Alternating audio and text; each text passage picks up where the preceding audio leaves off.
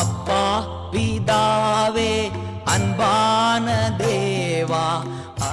இப்போது சமாதான ஏஜி சபையின் தலைமை போதகர் பாஸ்டர் ஆர் கிளாரன்ஸ் மருதையா அவர்கள் தேவனுடைய செய்தியை கொண்டு வருவார்கள். கிறிஸ்துவுக்கு அன்பானவர்களே, இந்த நாளிலேயும் இந்த ஊடகத்தின் மூலமாய் உங்களை சந்திப்பது மகிழ்ச்சி அடைகிறேன். இந்த நாளிலே ஆண்டவர் நமக்கு தரக்கூடிய வார்த்தை என்னவென்றால், ஒரு அப்பா மகனுக்குள்ள உறவிலே கர்த்தர் எப்படி பிள்ளைகளுக்காக பார்த்து கொள்ளுவார் என்கிற ஒரு வார்த்தையை வாசித்து பார்க்கிறோம். நமக்கு எல்லாருக்கும் தெரியும், ஆதியாகமம் 22ஆம் அதிகாரத்தில் உன் புத்திரனும் உன் ஏகசுதனும் உன் நேசகுமார் ஈசாக்கு எனக்காக பலி செலுத்து. இந்த பகுதியில் நாம் கற்றுக்கொண்ட காரியம் என்னவென்றால், கர்த்தருடைய பர்வதத்தில் பார்த்து கொள்ளப்படும். நம்ம ஆண்டவருக்கு கரையம் கொடுக்கும்போது அவர் நம்ம வெறுமையை அனுப்புகிற தேவன் அல்ல. ஆபிரகாம் ஏற்கனவே அநேக காரியங்களை ஆண்டவருக்கு அர்ப்பணம் செய்து கீழ்ப்படிந்தார். தன்னுடைய இனத்தை விட சொன்னார், ஜனத்தை விட சொன்னார், குடும்பத்தை விட சொன்னார், ஊரை விட சொன்னார், எல்லாத்தையும் விட்டார். எல்லாத்தையும் கரையும் கொடுத்தாரு. ஒரு அப்பா கரையும் கொடுத்தாரு. அது மட்டும் அல்ல, அவருக்கு கொடுத்த ஒரே புத்திரனையும் பலி செலுத்த கேட்டபோது அதையும் செலுத்துவதற்கு ஆபிரகாம் ஆயத்தமாக இருந்தார். ஒரு அப்பாவுடைய தியாகத்தை பாருங்களேன். இதே போல நமக்கு ஒரு பரம தகப்பன் இருக்கிறாரு.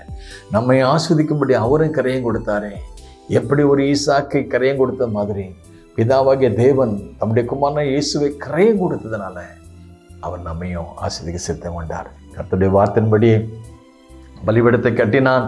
தன்னுடைய மகனாகிய ஈசாக்கையும் பலிபீடத்தில் கட்டி வைத்த போது பட்டயத்தை எடுத்து அவனை பலிசித்த முற்பட்ட போது கர்த்தர் சொன்னார், பிள்ளையாண்டன் மேல் அவன் கையை வைக்காதே.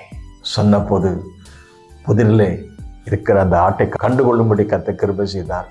யெகோவா இதை கர்த்தருடைய பர்வத்தில் பார்த்து கொள்ளப்படும். அதற்கு முன்பு அந்த ஆடு அங்கதான் இருந்தது. அதை பார்க்க முடியவில்லை. ஆனால் கிரையம் கொடுத்த போது, அர்ப்பணம் செய்த போது அந்த ஈசாக்கை கர்த்தர் காப்பாற்றவும் நமக்கு எல்லாருக்கும் தெரியும்.